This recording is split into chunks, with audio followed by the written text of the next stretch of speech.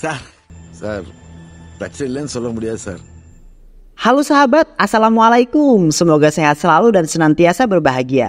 Terima kasih udah subscribe dan menyimak video-video SLMT TV. Semoga Tuhan Yang Maha Esa selalu memberikan rezeki yang berkah dan berlimpah ruah untuk sahabat semua. Nah, kali ini SLMT TV akan membawakan alur cerita film yang berjudul Landar 2024. Bagaimana keseruan filmnya? Nggak perlu banyak basa-basi, ini dia alur ceritanya.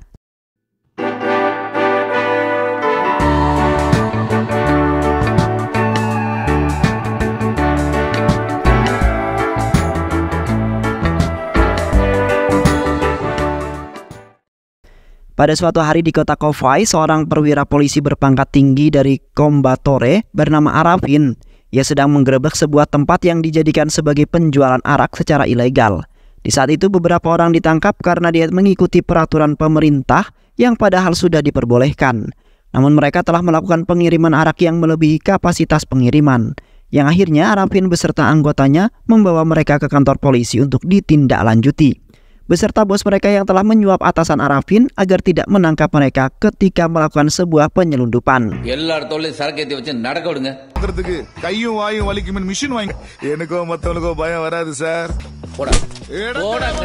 Arafin sangat kecewa sekali dengan atasan tersebut karena ia telah dibutakan oleh uang dan membiarkan para penjual arak ilegal itu melakukan penyelundupan.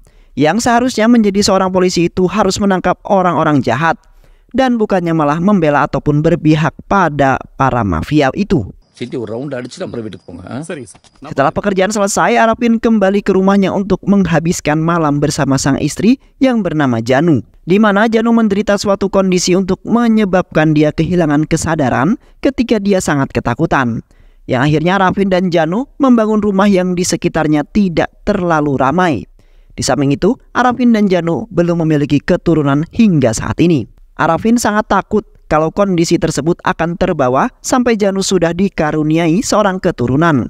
Namun Arafin tidak bisa berbuat apa-apa dan memutuskan untuk menjalani kehidupan tersebut dengan harmonis. Terlihat Janu sangat menyayangi Arafin yang telah mencintainya dan sangat bersyukur telah menikah dengan Arafin. Di sisi lain, sepasang kekasih yaitu Nakul dan Manju terlihat sangat romantis sekali. Mereka berdua telah menikah selama 1 tahun, namun belum juga diberi keturunan hingga saat ini. Di samping itu, Nakul bekerja di sebuah perusahaan yang memberikannya shift di waktu yang malam, yang kemudian membuat Manju agak sedikit risih karena ia tidak bisa menghabiskan waktu berdua di malam hari. Setelah itu, Manju telah mengenakan sebuah jas hujan kepada Nakul karena akhir-akhir ini sering turun hujan, yang mana Manju tidak menginginkan suaminya yaitu Nakul menggigil kedinginan lalu kemudian sakit. Tengah malam Arafin pergi menjalankan tugasnya sebagai seorang polisi, di mana ia mendapat informasi dari anggotanya bahwa ada seorang pria misterius yang telah menyerang beberapa orang menggunakan sekop hingga tewas. Selain itu, pria misterius itu juga telah menewaskan beberapa anggota polisi yang hendak menangkapnya. Halo. Sir. Romba dikira sir. Kontrolnya பண்ண முடியல sir. Lantas, Arafin memutuskan untuk berpatroli untuk menangkap pria misterius itu hingga ia dapatkan. Di sisi lain, Manju mendatangi rumah sakit untuk menemui Dr. Mateus, yang mana Manju ingin mencari tahu mengenai surat hasil rujukan yang ia temukan di dekat lemari di ruang tengah. Hai dokter. Namun di saat itu tidak dijelaskan apa yang telah dikatakan oleh dokter tersebut. Seketika Manju kemudian menangis setelah mendengar penjelasan yang disampaikan oleh dokter. Di saat itu Nakul ternyata berada di sana dan telah mengikuti Manju karena ingin mengetahui maksud kedatangannya ke rumah sakit itu. Di malam itu mendatangi rumah seseorang yang memasang kamera CCTV di jalan depan rumahnya, di mana Arafin telah menemukan pria misterius itu yang memukul pria yang tengah berjalan dalam keadaan mabuk hingga tewas. Di samping itu Arafin menemukan sebuah ID card yang menggantung di leher pria misterius itu. Yang di saat itu Arafin mengambil video tersebut untuk diselidiki lebih dalam agar dapat mengetahui pria misterius tersebut. Setelah itu Arafin memerintahkan Amir untuk menemukan rumah pria misterius itu. di mana Arapin telah menemukan identitas pria misterius itu yang merupakan pekerja di sebuah perusahaan. Yang ternyata itu adalah Nakul yang merupakan suaminya Manju. Namun Amir belum juga menemukan lokasi keberadaan Nakul.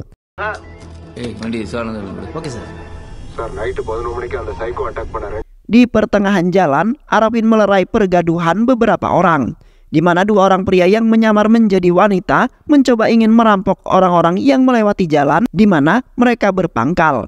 Dengan tegas, Arapin langsung melerai dan ingin menangkap mereka karena telah meresahkan orang-orang. Namun di saat itu, Arapin malah dilempar oleh salah satu dari mereka dengan menggunakan batu yang kemudian membuat Arapin langsung lemas.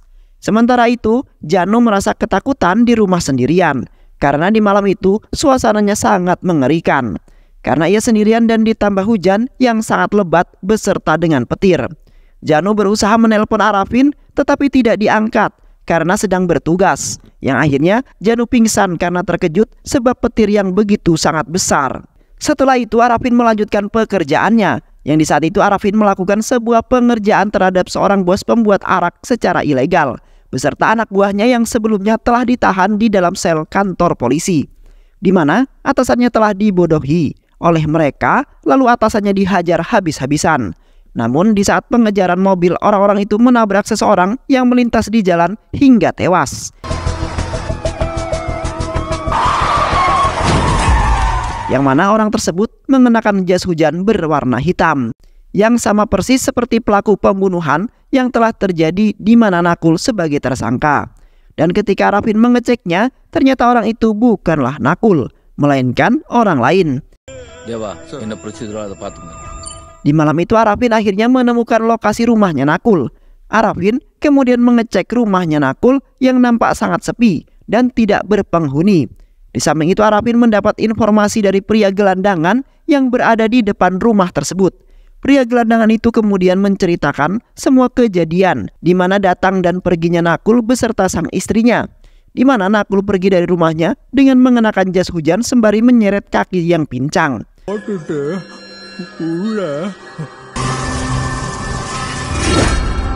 Tak lama kemudian, Arapin mendapat informasi dari para polisi yang lain yang mencari informasi mengenai Nakul, di mana mereka menemukan bahwa Nakul adalah orang yang sangat lugu dan tidak pernah melakukan keburukan apapun. Selain itu, polisi itu mengatakan bahwa ia mendapati sebuah kejanggalan setelah beberapa warga menceritakan yang sebenarnya, yang mana pelaku pembunuhan yang terjadi itu istrinya Nakul yang menjadi pelaku utamanya. Orang-orang sekitar mengatakan bahwa istrinya terkenal sangat berbahaya dan kejam dari saat kecil. Di saat Manju berumur 15 tahun. Manju adalah orang yang sangat sensitif terhadap orang-orang yang mencoba mengganggunya dalam hal apapun. Di mana di waktu itu Manju kecil telah membungkam adik kecilnya yang masih bayi dengan bantal hingga tewas. Yang ternyata di waktu itu Manju tidak lagi merasakan kasih sayang dari orang tuanya. Karena di saat itu kasih sayang orang tuanya telah dicurahkan kepada adik kecilnya tersebut. Dan seketika kedua orang tuanya menangis terseduh-seduh karena anak kedua mereka telah tewas yang belum diketahui penyebabnya. Namun Manju tidak merasa sedih sekali, melainkan sangat gembira, yang membuat kedua orang tuanya semakin curiga dengan tingkahnya Manju yang sangat aneh. Di samping itu juga Manju ingin membakar baju sekolahnya, di mana ibunya ingin memberikan baju sekolahnya kepada tetangganya karena sudah tidak muat untuk dikenakan oleh Manju. Yang akhirnya kedua orang tuanya berinisiatif ingin memeriksakan kesehatan Manju yang semakin bertambah aneh semakin hari. Seiring berjalannya waktu, Manju bertumbuh dewasa dan berumur di 19 tahun dan tidak menjadi aneh seperti masih kanak-kanak. Yang di saat itu awal mulanya ia bertemu dengan Nakul yang tiba-tiba masuk ke dalam rumahnya. Nakul adalah pria pemabuk yang di saat itu telah dikejar-kejar oleh ibunya karena ketahuan mabuk. Dengan baik hati Manju memperbolehkan Nakul tinggal di rumahnya untuk beberapa hari karena kebetulan kedua orang tua Manju sedang keluar kota untuk melanjutkan pekerjaan ayahnya yang bekerja dengan pemerintahan. Terlihat Manju dan Nakul sudah mulai sangat akrab dan romantis di usia remaja mereka.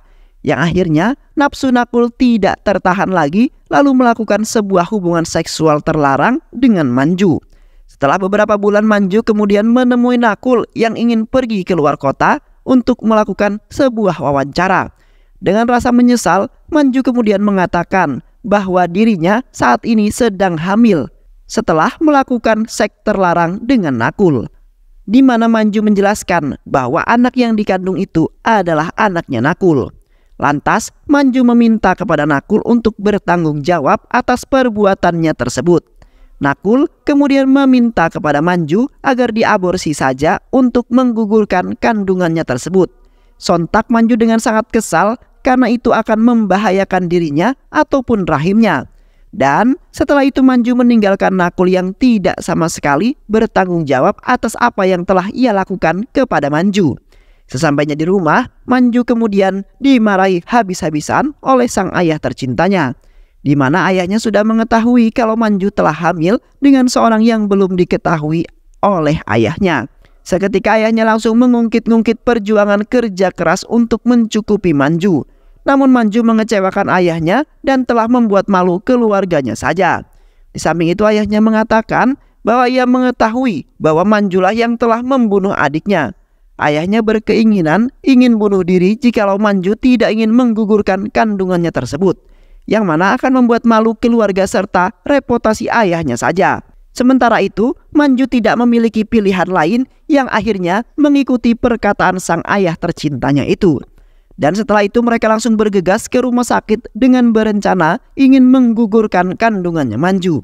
Ketika berada di rumah sakit, Manju melakukan aborsi untuk menggugurkan kandungannya itu, yang mengakibatkan kompilasi pada rahimnya Manju yang membuat Manju sulit dalam memiliki keturunan. Yang akhirnya Manju tetap melakukannya saja karena ayahnya terus memaksa agar tidak memalukan keluarganya. Alhasil, Manju menjadi depresi atas apa yang telah menimpa dirinya dan membuatnya menderita. Ketika Manju dan kedua orang tuanya hendak pulang, terlihat Manju berjalan dengan pandangan yang kosong, di mana ia terbayang-bayang akan masa depannya yang sangat suram dan menyedihkan, di mana ia pasti tidak akan ada yang mau menikahi dirinya, karena ia tidak bisa memiliki seorang keturunan. Sedangkan Nakul tidak sama sekali bertanggung jawab atas apa yang telah ia lakukan. Tiba-tiba saja Manju menghempaskan kedua orang tuanya yang memaksa Manju untuk masuk ke dalam mobil, yang akhirnya kedua orang tua Manju terlindas sebuah truk hingga tewas. Dan setelah itu Manju dijebloskan ke dalam penjara atas apa yang telah ia lakukan tersebut. Beberapa bulan kemudian, Nakul membebaskan Manju dengan menyogok para polisi dengan uang yang sangat banyak hingga miliaran. Di samping itu Nakul menyewa seorang pengacara yang akhirnya Manju terbebas dari hukumannya dan keluar dari penjara. Nakul kemudian bertempat tinggal di rumah Manju dan merawatnya seperti anak bayi, di mana sebagai seorang laki-laki Nakul harus bertanggung jawab atas apa yang telah dilakukannya. Terlihat Nakul berjuang dengan kesabaran yang sangat besar untuk mengembalikan Manju menjadi kembali normal. Sampai-sampai Nakul memutuskan untuk mengerjakan pekerjaannya sembari mengurus Manju. Hari demi hari telah dilewati oleh Nakul dengan usaha yang ingin mengembalikan Manju untuk lebih sehat lagi. Seketika Nakul sangat bahagia sekali karena Manju mengalami sebuah perubahan yang sangat drastis, di mana Manju perlahan-lahan kembali ke jati dirinya yang normal seperti dulu. Nakul kemudian menunjukkan kepada ibu dan warga kompleknya mengenai Manju yang sembuh dari depresinya. Hingga akhirnya Nakul menikahi Manju walaupun ia sudah mengetahui bahwa Manju tidak bisa memiliki keturunan, di mana Nakul dengan setulus hati mencintai Manju serta ingin bertanggung jawab atas semua perbuatan yang telah dia lakukan kepada Manju, hingga akhirnya Manju tidak bisa memiliki keturunan. Kembali ke Arafin beserta anggotanya, di mana di tengah hujan yang lebat mereka menemukan Nakul di lantai atas dalam posisi terkapar dengan tak berdaya. Ditambah lagi terdapat luka yang sangat serius di bagian kepala Nakul, yang akhirnya Nakul langsung dilarikan ke rumah sakit untuk melakukan sebuah perawatan lebih lanjut dan intensif.